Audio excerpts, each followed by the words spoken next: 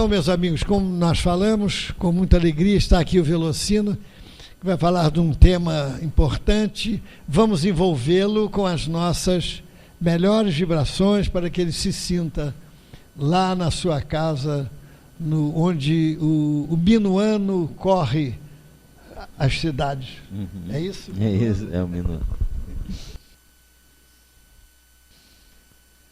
Uma boa noite, queridas amigas, amigos. Deixe-me primeiro externar aqui um pouco do meu carinho, do meu agradecimento sempre por vocês, pela alegria de estar junto aos corações de cada um, da Casa Espírita Eurípides Barçanufo, que desde a primeira ocasião abriu seus braços, me acolheu com muita afetividade. E nesses períodos que medeia o momento de nós estarmos juntos, caracteriza aquilo que a gente muitas vezes chama de falta ou ausência. É a presença e a ausência, é a dicotomia da vida, né?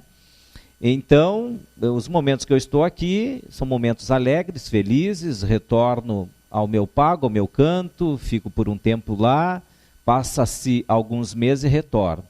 Dentre uma época e outra tem a ausência, a falta. Hoje eu também sinto aqui, dentro desta dimensão, a ausência, a falta do nosso querido Gilson Bordalo.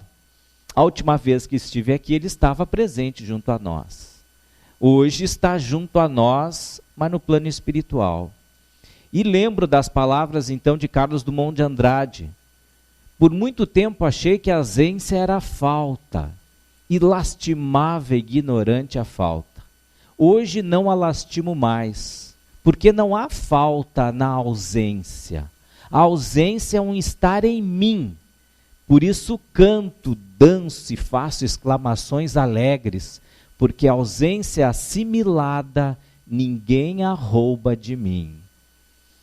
Por mais distante que nós possamos estar, a ausência assimilada à lembrança, ninguém consegue roubar de nós.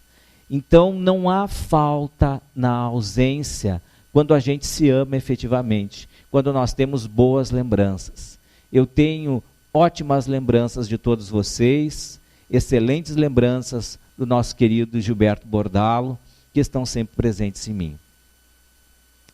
Mas vamos ao nosso tema, né? Hoje nós vamos falar então sobre o homem no mundo. Esta é uma página que Kardec insere no capítulo 17º do Evangelho segundo o Espiritismo, capítulo Sede Perfeito. Está lá no item 10. É assinado apenas um espírito protetor. Esta mensagem ela foi levada ao codificador em 1863, é a data que esse espírito assina. Eu costumo brincar que essa data é muito importante, porque há 100 anos antes exatamente de eu nascer. É brincadeira, não tem importância nenhuma por causa disso, né, Gilberto? Que importância? Nada, zero. 1863 é a data que assina esse espírito, o homem no mundo.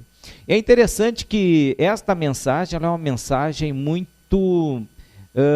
o espírito é muito sensível para a nossa condição. Embora esteja no capítulo Sede Perfeitos, que a gente talvez imagine que ali as considerações sejam as mais difíceis de serem alcançadas pelo ser humano comum, pelo fato de nós sermos perfeitos numa situação extremamente complicada, como é o nosso mundo, como é a nossa realidade.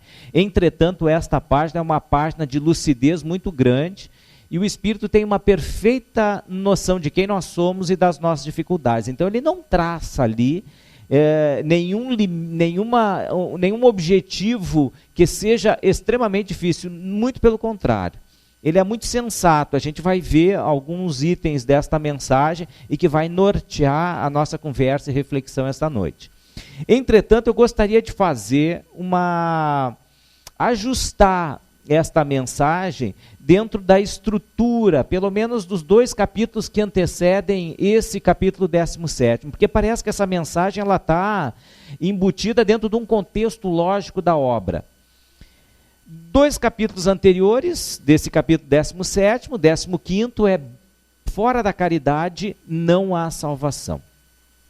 Então aqui os espíritos já estão nos orientando que, se embora lá no capítulo 17 nós temos assim, sede perfeitos, é o objetivo do nosso processo evolutivo, a nossa meta a alcançar.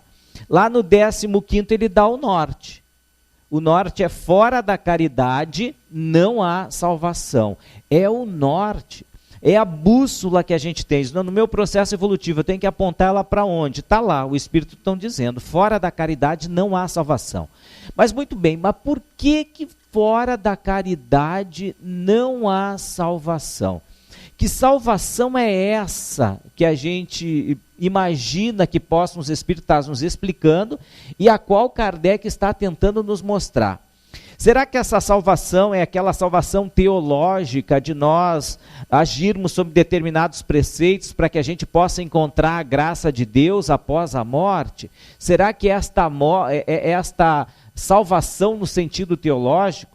E esta salvação no sentido teológico dá uma ideia que, uma vez conquistado esse estágio, esse status, o espírito já tem ao lado de Deus o seu lugar, pronto, fez o que tinha que fazer. Mas é interessante que, para a doutrina espírita, nós temos a consciência que o espírito tem o seu momento de nascimento, de criação, a gente não sabe bem em que instante isso acontece, mas essa evolução se dá de forma eterna. Então, se esta salvação que Kardec coloca na obra ficar ligada a um ponto final, esse ponto final não existe.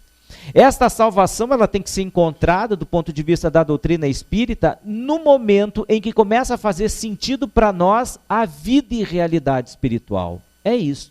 É quando nós perdemos a nossa miopia de vida, que a gente está perdido, não sabe para onde vai, para que leva a existência, e quando a gente começa a entender, e como a gente diz, quando a ficha cai, diz, não, o processo é esse, quando a gente entende, pronto, aí o espírito é para ele o momento da sua salvação, porque ele daí entende. E a salvação, ela está sempre ligada ao momento de desespero, de ruim, de necessidade. Quando a gente está passando por uma situação complicada, a salvação vem justamente nesse momento. Depois que a gente passa aquele instante, a gente não precisa mais de ser salvo por alguma coisa. Então é um instante que a gente passa, em que dá um clique no espírito e ele entende tudo que se passa à nossa volta e quais são os esforços que deve fazer esse espírito na direção de onde devem ser esses esforços. É esse o processo de salvação, da gente sair daquela miopia espiritual de estar se batendo, olha, acha que é por aqui, por ali, não, eu vou fazer isso, vou fazer aquilo. Não, é quando ele entende o processo, rompe-se essa miopia espiritual e ele tem o norte. E dali para frente ele não se perde mais. É esta a ideia. Tanto que dessa questão do processo evolutivo nós vamos encontrar, não pode ser um ponto final, porque nós vamos encontrar na obra Obreiros da Vida Eterna, uma passagem interessante. O André Luiz está lá no mundo espiritual, aí eles vão para um determinado local, que eles vão receber uma mensagem de um espírito que vem de uma outra região espiritual mais depurada.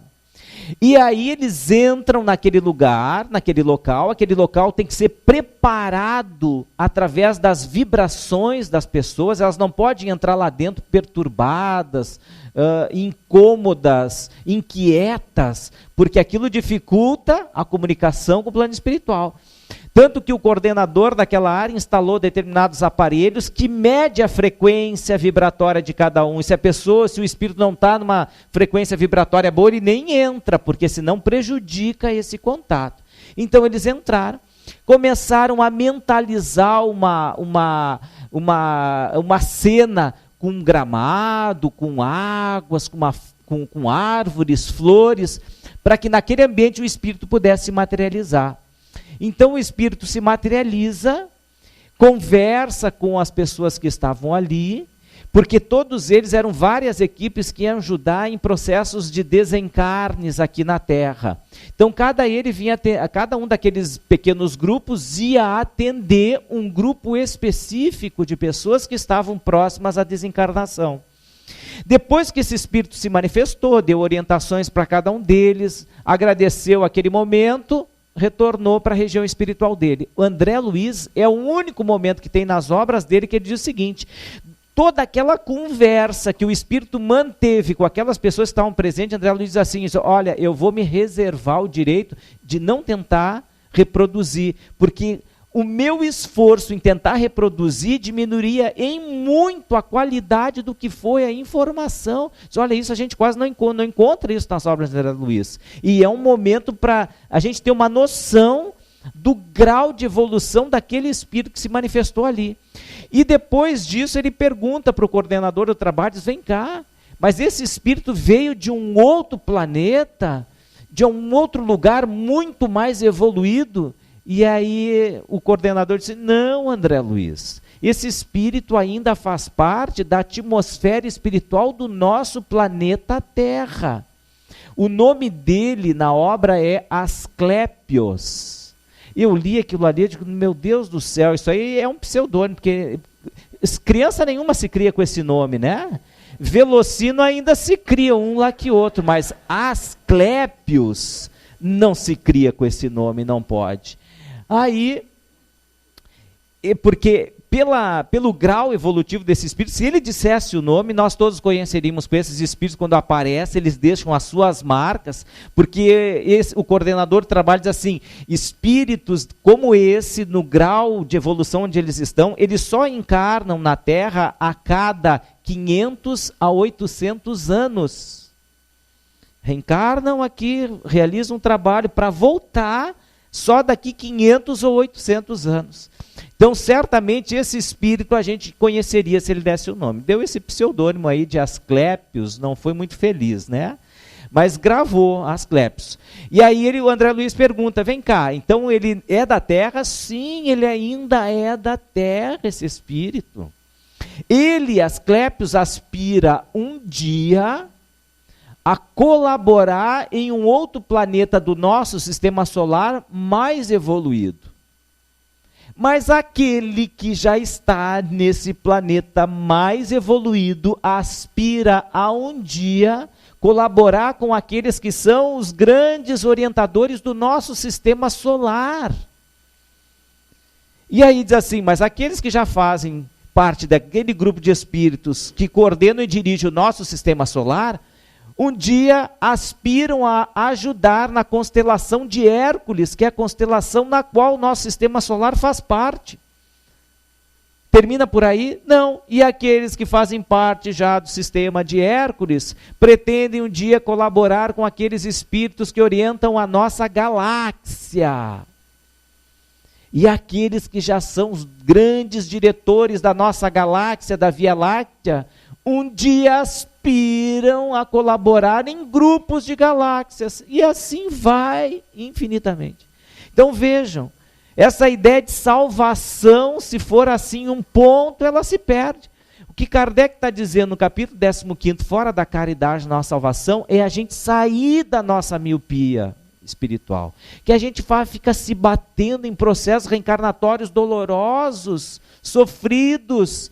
A gente cria o nosso próprio sofrimento. Então os espíritos estão esclarecendo: não, vem cá, ó, o norte é a caridade, caminha nessa direção e tudo vai ser resolvido, tu vai encontrar o caminho. É como se a gente estivesse num daqueles labirintos, né? Tentando encontrar a saída, se bate num, vai e volta. É assim que a gente está. A salvação é encontrar o caminho do labirinto para continuar evoluindo. Esta é a ideia. Mas por que a caridade? Vamos imaginar, o contrário da virtude caridade é ainda o nosso egoísmo. O vício do egoísmo é o que se opõe à virtude da caridade. Por que será que agindo de forma caridosa nós encontraremos a salvação? Tem no item 10 desse capítulo 15 uma mensagem do Espírito Paulo de Tarso. E ele diz assim: nós encontraremos a salvação na terra através da paz da convivência entre os homens. Ora, então isso quer dizer, se nós agirmos com caridade já aqui na terra entre nós, nós teremos a nossa paz. E esses tempos me chegou uma foto na internet que eu achei muito interessante, que eu estava pensando sobre isso. Olha, isso caracteriza bem essa reflexão sobre esta ainda preponderância do egoísmo nas nossas relações. Mostravam duas casas vizinhas, dessas casas que não tem um pátio na frente, em que a fachada vai até a beira da calçada. Nessas duas casas vizinhas tinham duas faixas em cima da porta de cada um dos moradores. A casa da esquerda tinha uma faixa escrito assim: vendo o meu trombone. A casa da direita, uma outra faixa, estava escrito assim: graças a Deus. Graças a Deus que o infeliz está vendendo o trombone dele, eu não aguento mais. Não é isso a expressão do egoísmo na face da terra? Não é assim? E não tem gente que toca o seu trombone a hora que quer, do jeito que quer, rale-se os outros, o vizinho, não é assim? Isso é por o efeito de vivermos com esses atritos. Uma sociedade enferma moralmente vive em atrito. Aqueles que ainda agem com egoísmo geram atritos entre as pessoas. É por isso que Paulo de Tarso diz: ora, fora da caridade nossa salvação, aqueles que agirem com caridade encontrarão a paz aqui na terra. Porque cria sua paz interior e gera paz entre todas as pessoas que estão à sua volta. Porque a caridade tem uma característica muito importante. Qual é? Eu só vou fazer alguma coisa quando eu pensar primeiro nos reflexos desta minha ação sobre os outros.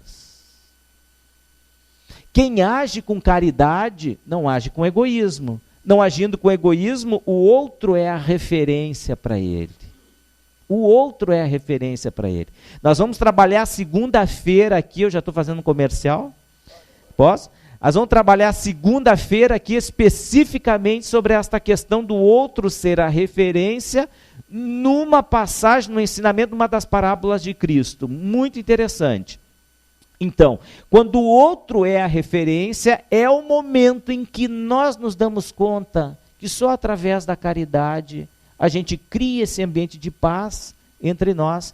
Então, quando a gente vai agir, tem a caridade, qualquer coisa que eu vou fazer, eu vou pensar no outro. Se eu não pensar, eu fico que nem esse rapaz do trombone. Lá eu toco a hora que quero, de noite, de dia, final de semana, madrugada, e rale-se o vizinho, não é? Aqueles que são incomodados, que se mudem. Este é o slogan do egoísta. Põe música aonde ele quer, faz o barulho que quiser, chega o final de semana, ele bebe demais, incomoda quem está na volta, ele só está preocupado nele. Egoísmo. Egoísmo, quando a gente só está preocupado em si. Agora, quando a gente age com caridade, aquilo que a gente vai fazer, a gente imagina os nossos reflexos nas outras pessoas. Eu vou incomodar, importunar, ser implicante, e a gente vai pensar em relação aos outros. Por isso que ele dá um norte, ó, fora da caridade não há salvação. Tem até uma pequena anedota, porque essa questão, tanto a gente faz o nosso problema social aqui por ser um egoísta, cada um puxando para um lado, como também é uma anedota que conta a gente também tem os reflexos na vida do amanhã. E diz que era um político, um senador do estado, que faleceu, foi para o plano espiritual.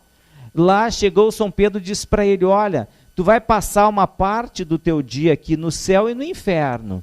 E depois tu vai escolher o lugar onde tu vai querer ficar.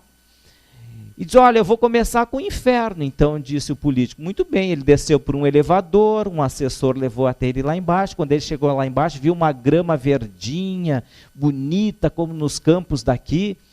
Logo passou um homem grande, alto, deu a mão para ele, disse assim: muito prazer, eu sou o cão. Aqui quem manda é você, já deu ordem para tocar o tubaião. levou ele para um lugar, uma casa em palafita, serviu ele muito bem, uísque, carteado, charutos, encontrou pessoas dos seus tempos de glória, comentando feitos daquele momento, os contratos que fecharam, os dinheiros que levaram. Ele estava se sentindo muito bem, quando o assessor disse para ele: olha, agora está na hora de voltar para o céu. Ele foi, entrou no elevador, subiu, chegou no céu, disse que um lugar maravilhoso, calmo, anjos tocando flauta. Ele ficou ali por um tempo, daqui a pouco chegou São Pedro, diz: agora está na hora de tu escolher. Se tu quer ficar no céu ou tu quer ficar no inferno.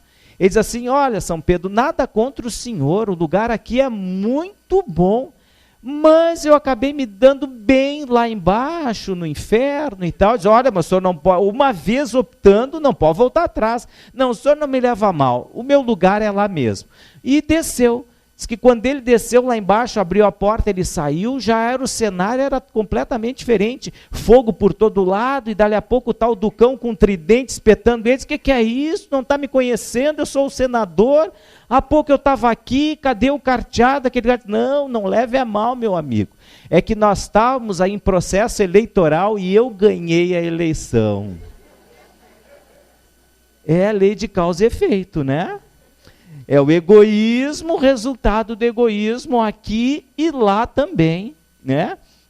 Então, o exercício da caridade, nós já realizamos a paz que a gente quer, mas nós temos que mudarmos. O processo é de mudança interior. Então a gente já conhece o norte, e nós é que temos que fazer a paz em nós. Porque a salvação não é uma salvação coletiva, ela é uma salvação individual. Individual. O processo não é: não, mas se o outro não fizer, não, mas isso é um problema dele. Né? Tanto que Emmanuel dizia: olha, se tu não gosta de alguém, o problema é teu. Agora, se essa pessoa não gosta de ti, o problema é dela. A salvação é individual, a cada um segundo suas obras. Então é o esforço que a gente faz de entender a moral do universo e agir de acordo com ela. Nós vamos encontrar a salvação em nós. Vamos imaginar então daí uma sociedade onde as pessoas já vivem com esse norte bem estabelecido da caridade. E talvez a gente vai se encontrar no final de ano, perto do Natal, vai fazer uma compra para os familiares, entra num shopping para tentar achar o estacionamento, shopping lotado.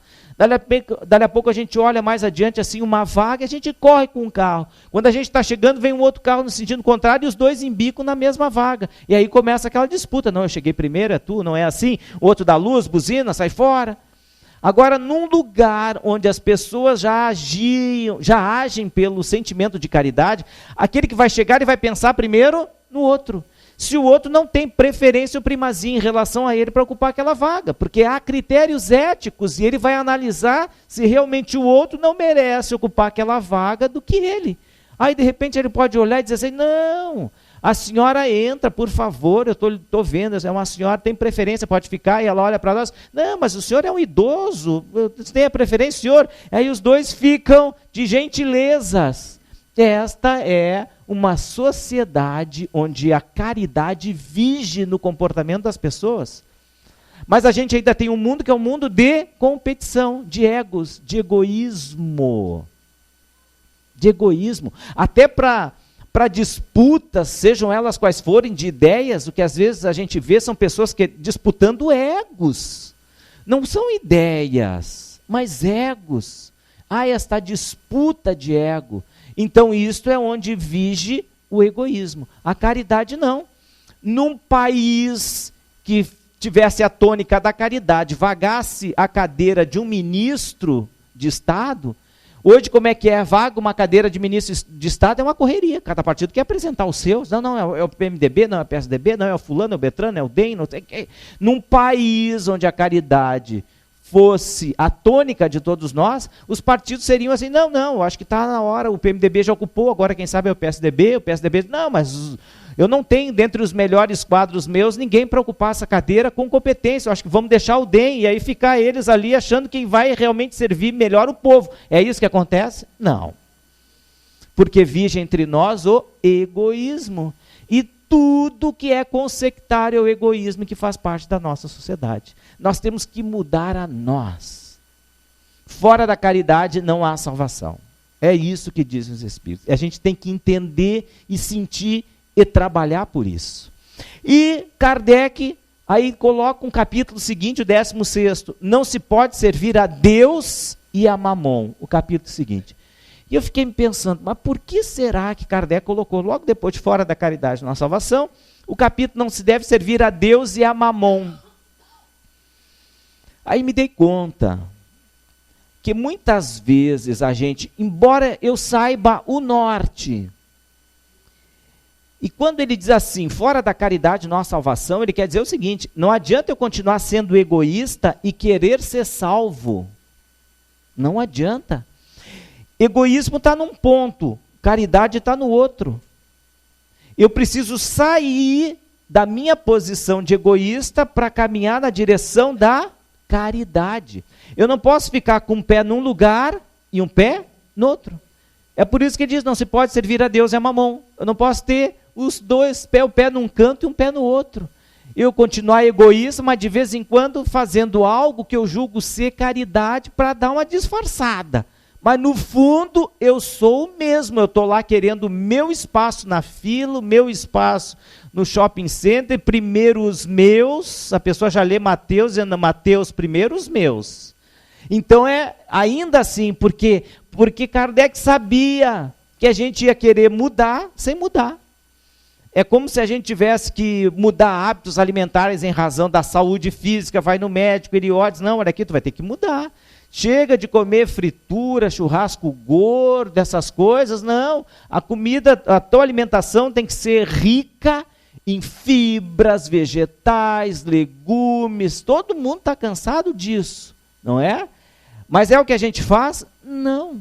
Mas para mudar, tem que ser outro. Tem que mudar hábito. Mas o que a gente faz? Lá no sul eu continuo deixando lá, como é que é, a costela gorda, a picanha, e ponho uma folhinha de alface. Ó, viu, eu já estou mudando. Como se a folha de alface fizesse toda a diferença ali, e a gente vai se enganando, não é?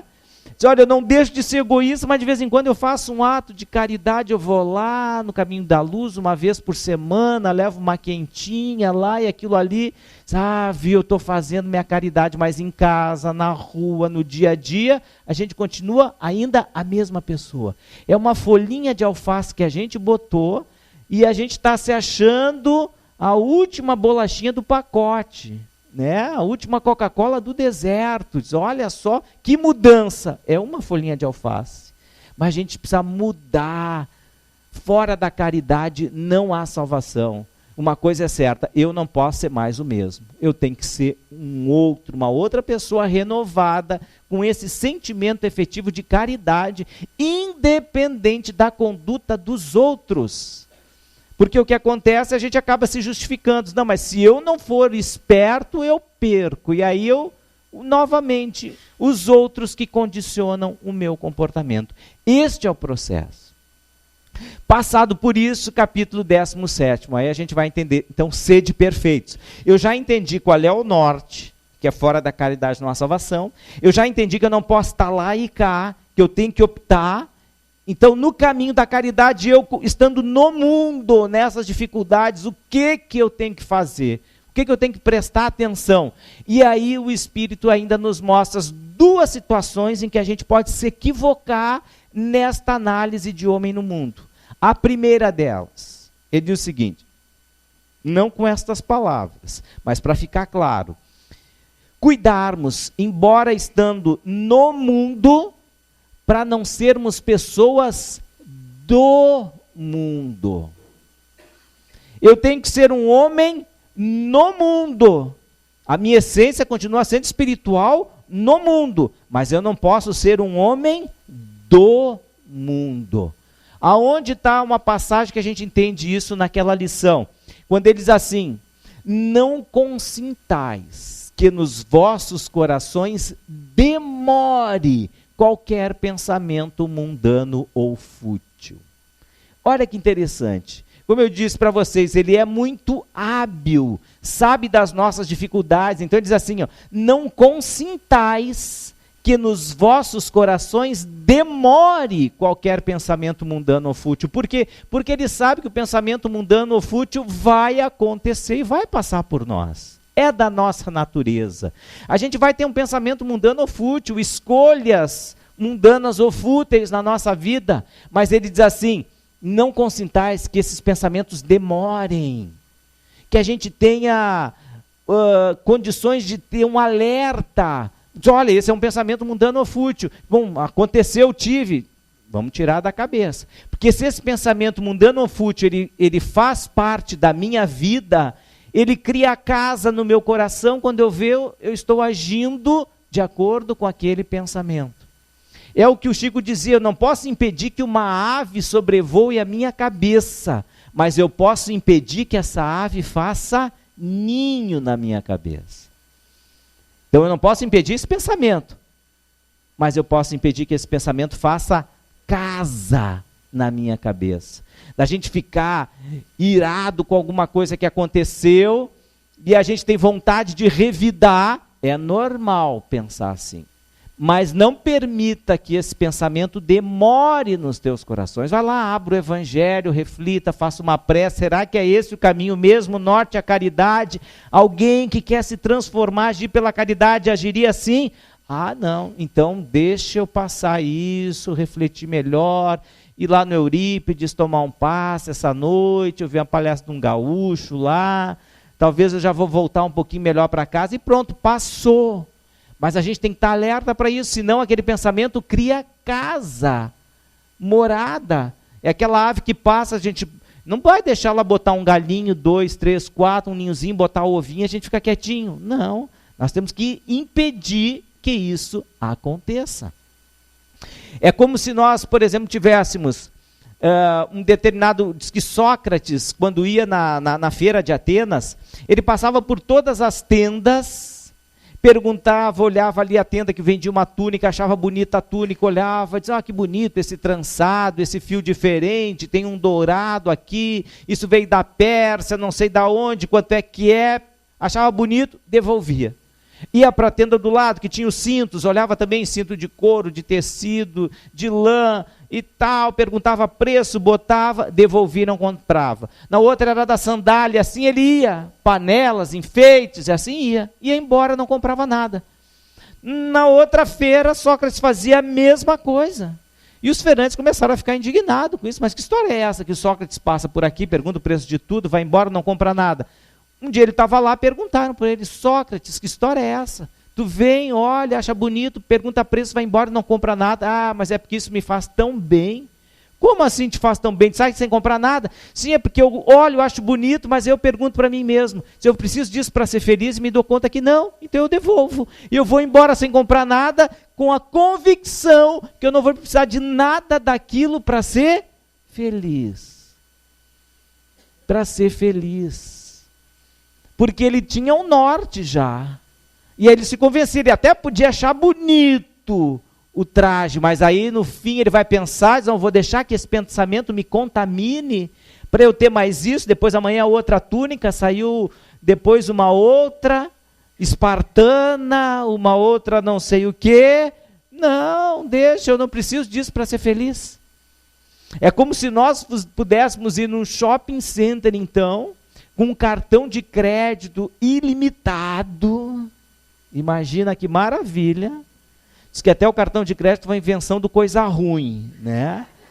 Para atormentar o pessoal, porque é uma barbada, é um dinheiro fácil, a gente vai passando a maquininha, aquela coisa, não é? Depois a perturbação vem quando chega a fatura do cartão, mas na hora que a gente está gastando, a gente sai da deprê e tal, é uma maravilha, e vai gastando, vou no shopping. Não, mas a gente usar a lógica do Sócrates, a gente vai entrar num shopping desse, vai olhar tudo, achar um terno bonito, bolsa, sapato, sandália, enfim, e vai sair sem comprar absolutamente nada e alegre. Imagina, Marlene, o Gilberto chegando em casa com um cartão dizendo: eu não comprei nada, amada. Não precisou, a gente não precisa de nada daquilo que eu vi para a gente ser feliz, eu estou mais alegre ainda. Por quê? Porque a gente não deixa, talvez, aquele pensamento criar casa. Por quê? Porque a gente tem uma pergunta que é multiuso. Quando a gente olha alguma coisa no mundo que quer fazer ou quer adquirir, a gente tem que perguntar para a gente mesmo, eu preciso disso? É só essa pergunta. Nos convido para alguma coisa, a gente, eu preciso disso, eu preciso fazer isso, eu preciso ir lá, eu preciso disso. Não, agora vai ter uma confraria aqui, porque tem muitas coisas que a gente não vai se dando conta na vida, vão nos afastando daquilo que é o norte, o exercício da caridade. A gente vai criando a nossa vida com futilidades, que nem diz o Espírito. Não consintais que nos vossos corações demore qualquer pensamento mundano ou fútil. Se o nosso norte é a caridade, a gente diz, não, mas se eu for convidado para fazer isso, isso vai me levar lá, vai me ajudar? Se não, então isso pode estar desviando a minha atenção. Muitas aquisições na nossa atual existência, quando o caminho é espiritual, se a gente pensar, você vai acabar conquistando tantas coisas materiais, daqui a pouco a gente vai se envolvendo com tudo isso, com um patrimônio tão grande que não sobra mais tempo para a gente ver das nossas questões espirituais. Porque a gente fica preocupado, eu tenho uma casa lá, um apartamento lá, invadiram, agora eu tenho que ir lá, botar mais segurança, não sei o quê. Quando a gente vê, está envolvido com tudo isso, o tempo está passando, a gente retorna para a espiritualidade e diz assim, o que tu fez? Desses teus 30, 50, 60, 70 anos, só cuidando desse patrimônio, a gente se desviou. Hoje criam confrarias das mais variadas coisas, né? Lá no sul tem a frutinha do butiá, não sei se tem por aqui também o butiá, não? É um coquinho, tipo um coquinho, não? Então, eu fico imaginando assim, a confraria do butiá, do coquinho, eu faço com doce, faço com não sei o quê, a gente fica envolvido, mas para que a gente tem que se perguntar? Eu preciso disso? Eu preciso disso? É a pergunta multiuso que a gente tem que fazer. Porque o Espírito alerta, estejamos no mundo, sem sermos do mundo. Mas ele também faz um outro alerta. Também cuidarmos para não sermos pessoas fora do mundo. Porque a gente pode muito bem dar-se conta, eu não sou um homem do mundo, mas a gente pode se descuidar e ser uma pessoa fora do mundo. Ou seja, quando a gente busca, na realidade, isolar-se, quando a gente busca anestesiar as nossas emoções e quem nós somos, quando a gente procura afastar-se das realidades, e que não é por aí que a gente cresce e evolui, é vivendo dia a dia que a gente se conhece. Tanto que Kardec usa na obra O Céu e o Inferno uma frase que diz assim, a vida social é a pedra de toque das boas ou más qualidades. O que é pedra de toque? A pedra de toque era um mineral escuro que o ourives usava para reconhecer, pela diferença de tonalidade, um metal dourado, se era ouro puro ou não. Porque o ourives, ele tinha um ouro puro, ele riscava naquele mineral escuro, aí vinha alguém vender o ouro para ele, ele pegava e riscava do lado. Se a tonalidade era diferente, é porque não era ouro. Porque nem tudo que reluz é ouro. E a pedra de toque é que revelava o que era o metal precioso e o que não era. E aí Kardec usa esta imagem para dizer, a vida social é a pedra de toque das boas ou más qualidades. A gente só vai se conhecer quem nós somos na vida social, não é se afastando dela, é vivendo as dificuldades, alguém buzinando atrás de nós, enfrentando um engarrafamento, que a gente vai se conhecer. A pessoa lá na beira do mar, de chinelinho, tomando água de coco, ficando lá na boa, ela não vai se conhecer por completo, não. Ela vai ter que vir para cá, enfrentar essa situação, a zorra, o problema, a dificuldade, pessoas te empurrando para um lado, para outro, para lá se conhecer.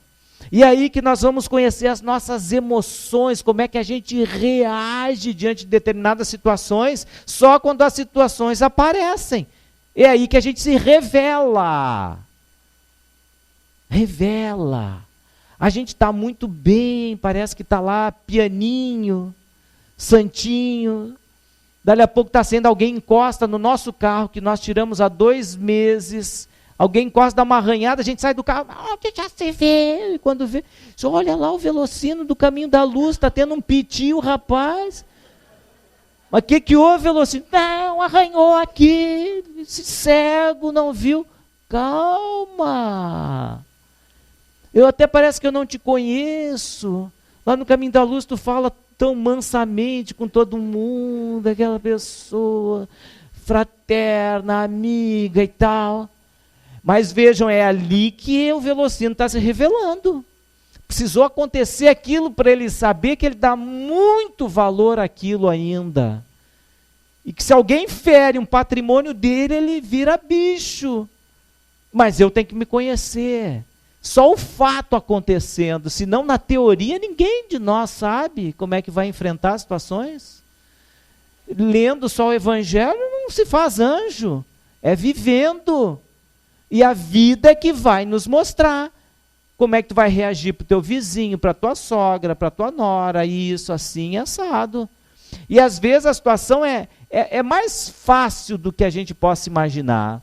É só a gente mudar a forma realmente de ver, ter um evangelho junto com a gente, dar uma olhadinha nesses momentos de dificuldade, vai lá, ele vai dar a resposta. Mesmo que sejam aquelas respostas que nos surpreendam, mas ele vai dar. Diz que uma vez tinha um rapaz que ele fazia tudo que acontecia na vida dele, ele abriu o evangelho para ver qual era a explicação que o mundo da espiritualidade tinha que dizer para ele. Diz que um dia ele está na casa dele, na rede, o tempo começou a fechar, ventania, trovoada, daí a pouco caiu um raio do lado onde ele estava. Ele caiu da rede, nervoso, ele foi direto no evangelho. Quando ele abriu a página assim, se fosse um homem de bem, teria morrido. Tem resposta para tudo. Tem resposta para tudo. Então, se a vida social é essa pedra de toque das boas ou más qualidades, a gente vai se reconhecer quando a coisa acontece. E aí a gente vai se revelar para nós mesmos, que a gente não imaginava. Mas isso a gente tem que estar atento para isso. Atento. Quando acontecer, opa, o que houve? Deixa eu refletir, deixa eu abrir o evangelho. Será que essa é a melhor conduta, o comportamento e tal? Porque eu não posso ser um homem fora do mundo. Eu tenho que ser uma pessoa no mundo. Não posso ser fora do mundo. Fora do mundo, a gente anestesia as nossas emoções. E também não é por aí. Aí não se dá crescimento. Porque a gente pode se isolar do mundo. Não tem aquelas pessoas que querem se isolar do mundo. Dizem, não, esse mundo é tudo, o que não presta está aqui. A pessoa já olha né?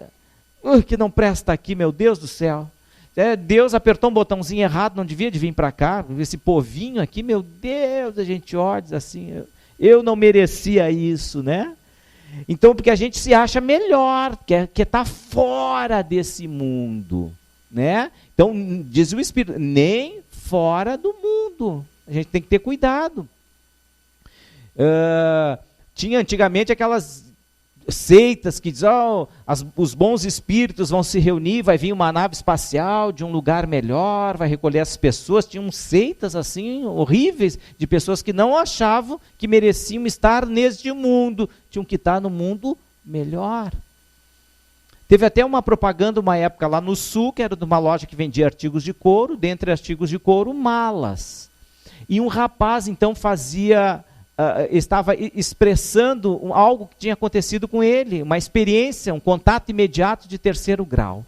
Ele disse que estava no alto de uma colina da cidade, começou a anoitecer, o céu se encheu de estrelas, dali a pouco ele viu uma luz lá no horizonte, avermelhada, alaranjada, mudava de cor, começou a movimentar-se. Quando ele veio para a direção onde ele estava, era uma nave espacial.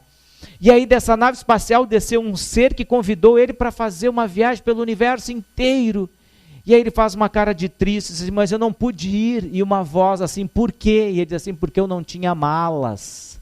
Que vendia mala, é uma loja. E o gaúcho vai estar de mala e cuia, se isso tiver para acontecer com ele, né? Às vezes a gente quer sair do mundo. E aí o Espírito adverte que caridade nós iríamos praticar estando isolados do mundo. Ele nos mata. Qual é a caridade que a gente iria praticar isolado do mundo? Então a gente não pode se isolar do mundo. Nenhum tipo de isolamento, nem o isolamento físico, que é o que a gente pode pensar, ou se não é uma nave espacial que nos leva, daqui a pouco vem determinadas ideias, que dizem assim, não, agora tu vai te isolar do mundo, vão fazer uma esfera de aço inox, tu vai entrar lá para dentro, as energias ruins não entram lá para dentro, vai ficar lá um santo lá dentro, diz, eu vou comprar uma esfera dessa, botar no quintal de casa, de lá eu não saio, faço um recorte assim, retangularzinho, assim, para entrar ar só, não, para botar em pizza também lá para dentro, porque nem para sair para comer eu vou. Aí vão botando pizza, eu vou ficando por lá, se isolar do mundo. Às vezes não tem umas ideias dessas assim, diz, não, tu usa isso, tu te isola, vai para tal lugar, e não, lá não vai nenhum chato lá, e tal, a gente acha que aí é que vai evoluir. Não é assim. Diz o Espírito, que vantagem teria? Onde tu praticarias a caridade se vivesse isolado? E aí eles dizem também, nem se isolar do ponto de vista emocional. Porque às vezes a gente pode criar ideias místicas das coisas que a gente vai mudar por algo externo. Essa é outra fuga que às vezes a gente tem também, que o Espírito esclarece. Às vezes a gente tem uma ideia, ideias assim, então que eu vou conseguir melhorar por alguma coisa externa. Né? Diz, olha, eu vou agora começar a fazer tal coisa, usar tal corrente, ou isso, aquilo, ou pulseira, que agora vai mudar a minha vibração, eu vou ser outro, vou agir com caridade. Né? Como se fosse algo mágico. Não é, é o espírito que tem que mudar. Eu me recordo de um amigo lá do sul, lá de Porto Alegre, que ia na nossa casa espírita e diz assim, olha, Velocino, eu vou te contar. Eu acho que os médiuns aí da casa, vocês têm que fazer um trabalho melhor com eles. Por quê? Diz, olha, teve um tempo que eu vinha aqui, tomava meu passe, depois serviam num copinho aquela água magnetizada, eu tomava um copinho daqueles, ficava uma semana bem, mas bem mesmo. Saía numa vibração, eu só começava a ficar ruinzinho lá na outra segunda, já estava na hora de voltar, maravilha.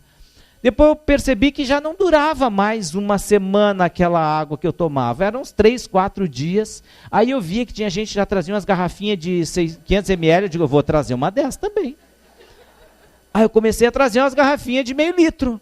Opa, melhorou de novo, porque daí eu ia fracionando durante a semana, ia tomando um pouquinho cada dia, dava tempo de chegar na segunda. Mas sabe que depois chegou uma época que começou a baixar de novo, sei lá, a vibração, a qualidade dessa água. A gente não pode usar o Código de Defesa do Consumidor para ir contra a sociedade. Aí eu via que essas pessoas já estavam trazendo de 2 litros. Eu disse, eu vou levar também. Comecei a trazer as garrafas de 2 litros. Melhorou de novo. Não há como negar, melhorou. Um certo tempo foi uma maravilha, mas Velocino agora caiu de novo. E eu estou pensando, por isso que eu estou falando contigo, eu estou pensando em trazer um galão de 20 litros, posso? Vou trazer um de 20 litros, ponho lá, magnetizo, aí eu já ponho na caixa d'água, tomo banho de água fluidificada já e a minha vida vai mudar. Eu digo, mas não é assim, rapaz. Eu digo, deixa eu sair um dia contigo daqui para ver o que está acontecendo. Não, podemos ir para casa. Então, aí saí um dia, eu fui lá. Nós estávamos passando na esquina, o sinal estava verde para ele, de repente passou um carro no vermelho, cruzou, ele freou. Rapaz, o que o homem botou a cabeça para fora, que disse nome feio para aquele outro lá, xingou até a 5ª geração dele. Eu digo, depois é água, olha só. Depois é a água do caminho da luz que não dá conta. Aí foi, ali a outra esquina ele me olhou, ficou meio sem jeito e tal, sorriu, foi adiante. Mais umas esquinas ele vê um outdoor grande assim, tinha uma pessoa lá, esteticamente muito linda, quase sem roupa nenhuma, ele olha e diz, olha lá, Velocino, olha que tentação também. Diz, outra quantidade de energia que se foi de novo.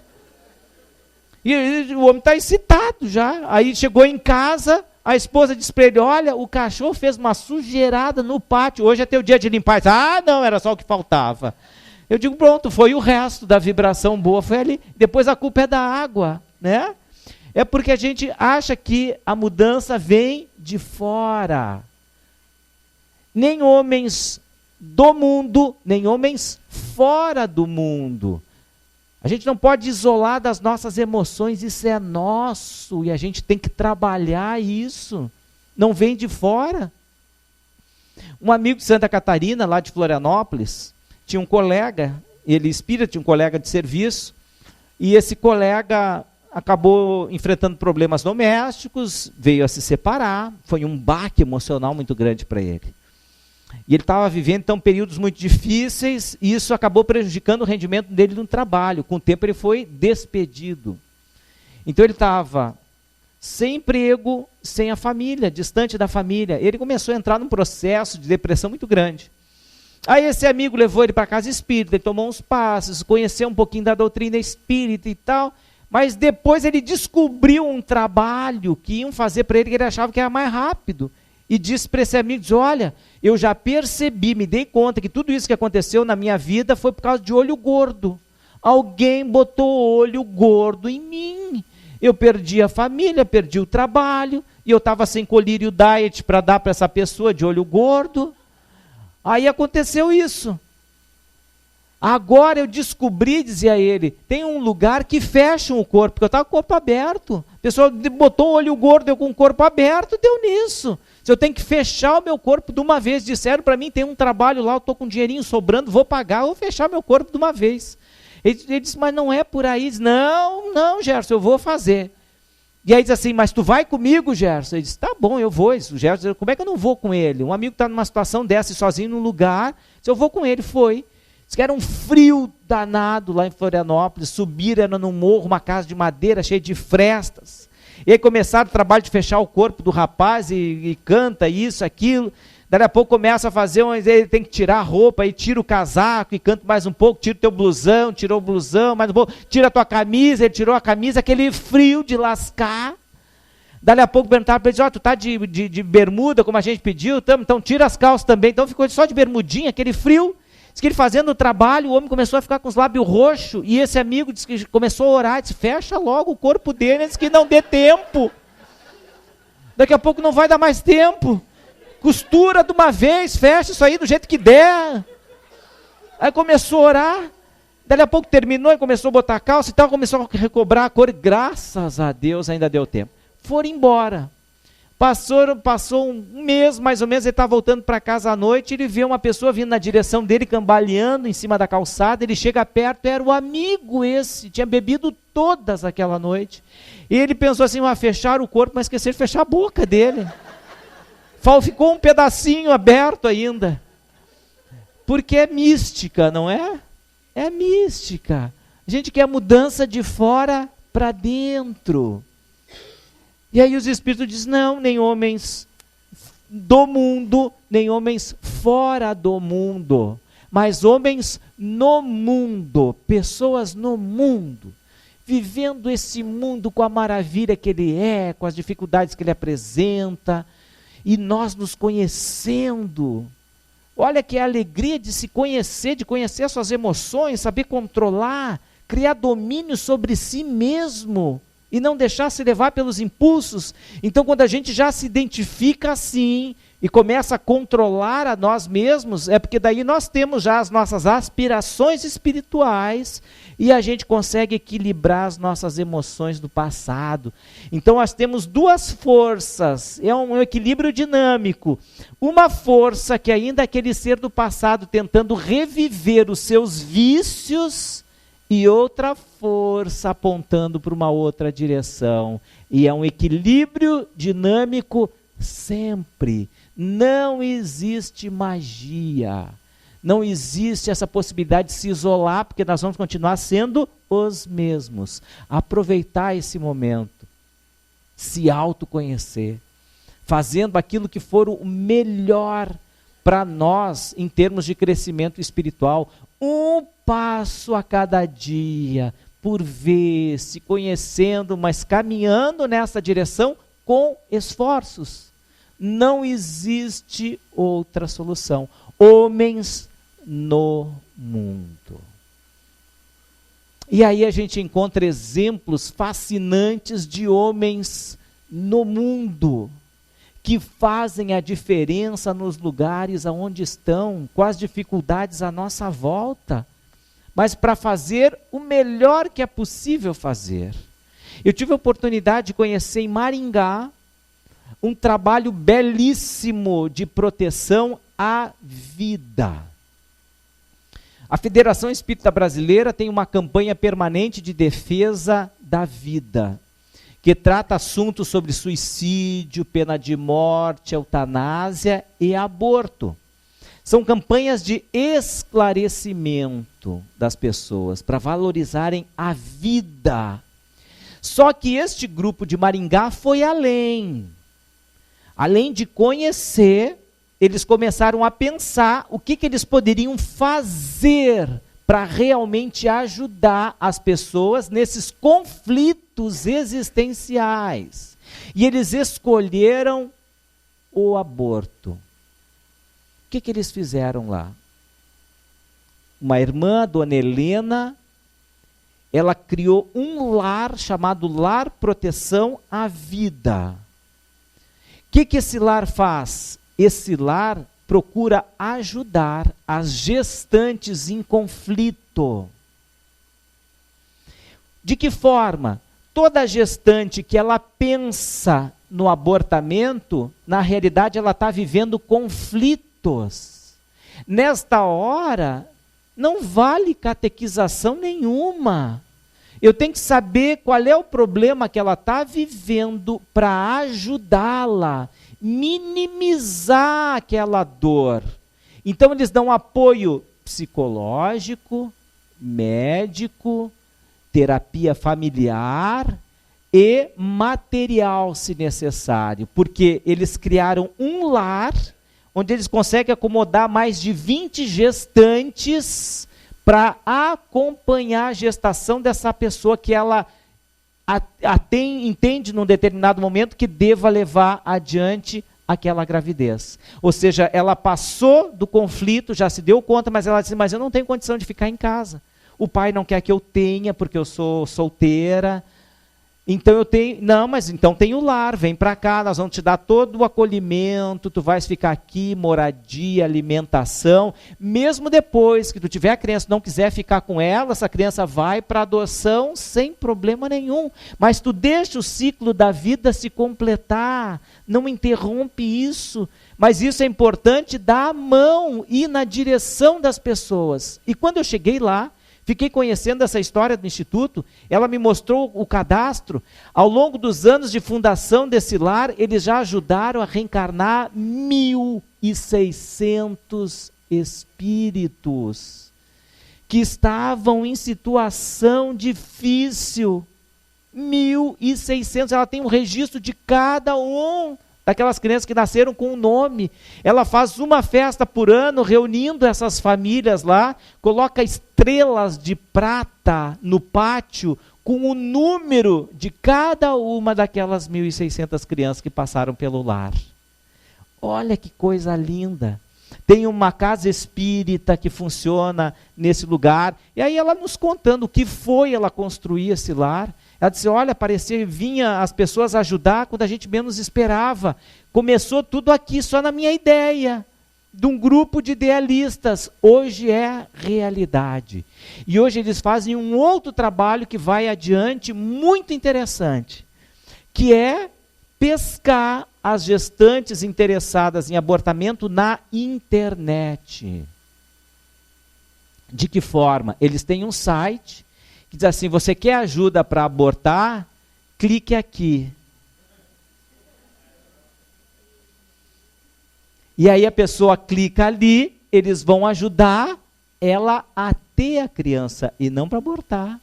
Porque não vai ninguém para um site para pegar ajuda para ter o filho. Não, a pessoa vai porque quer abortar. Então eles pegam a atenção daquela pessoa, trocam o WhatsApp, vão conversando, perguntam quantos meses tem, se já fez ultrassonografia. Não, mas então tu faz primeiro a ultra. Não, mas eu não tenho dinheiro, nós pagamos. Qual é a cidade que tu está? Rio de Janeiro. Na Taquara? Não, tem uma clínica aí, nós vamos deixar pago o valor, tu vai lá tal dia, ela vai e faz a ultra, já viu o coraçãozinho do nenê? Já vai mudar. E assim eles vão indo, daqui a pouco eles trabalham uma mensagem da vida para aquela pessoa. Vão adaptando a conversa de acordo com o mundo íntimo de cada um. Tem alguns que são crentes em Deus, de acordo com alguma filosofia, eles aproveitam isso, outros não, usam de uma outra forma. Eles têm médicos conveniados que também participam desse projeto, que daí elas dizem assim, bom, agora tu tem que consultar um médico. E o médico é muitas vezes um médico espírita, ou um médico que... E ela vai até lá e o médico vai mostrar todo o que é o negativo, o lado do abortamento, e vai construindo nela a convicção dela ter. Quando ela se conscientiza de ter essa criança, até mesmo o lar fica com elas. Não, se tu precisar, tu podes vir aqui. E ela vai a Maringá com passagem comprada por eles, fica no lar até ter o bebê. Homens no mundo. A gente pode fazer a diferença da nossa forma no lugar onde nós estivermos. Nem fora do mundo, nem mundanos, mas homens do mundo. E a vida, meus queridos, é aquilo que nós ofertamos a ela. Ela nos devolve. No final da nossa jornada, da nossa existência, tudo será consequência das nossas decisões, boas ou más. Por isso que o poeta Amado Nervo nos deixou uma poesia tão bonita sobre este entardecer da vida. Já bem perto do ocaso, eu te bendigo a vida, porque nunca me deste esperança mentida, nem trabalhos injustos, nem pena imerecida. Porque eu vejo ao final de minha longa jornada que minha sorte foi por mim mesmo traçada. Se extraí doces méis ou fel das coisas, é porque as adocei ou as fiz amargosas. Quando eu plantei roseiras, eu colhi sempre rosas. De certo, aos meus ardores seguirá outro inverno, mas tu não me disseste que maio fosse eterno. Longas achei, confesso, minhas noites de pena, mas em troca tive algumas santamente serenas. Fui amado, afagou-me o sol, para que mais? Vida, nada me deves, vida, estou em paz. Que estejamos em paz, meus queridos, com a nossa vida, com os 2 pés no mundo e o coração na direção de Deus e do Cristo. Muito obrigado.